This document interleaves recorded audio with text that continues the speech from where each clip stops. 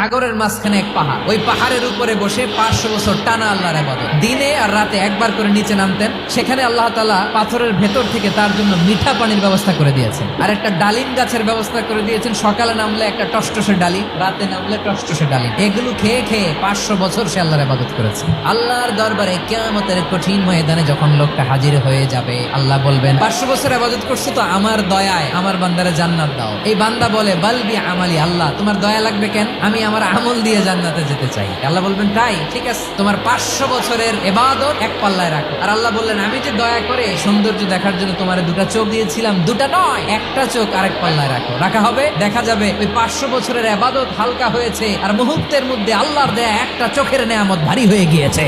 ফলাফল দেখো, হিসাব বলে তুমি এখন জাহান্নামে যাবা, যাও এবার জাহান্নামে যাও। এবার লোকটা কাচুমাচু করে বলে আল্লাহ এবার আমি বুঝতে পেরেছি তোমার দয়া ছাড়া দুনিয়ায় কেউ জান্নাতে যেতে পারবে না।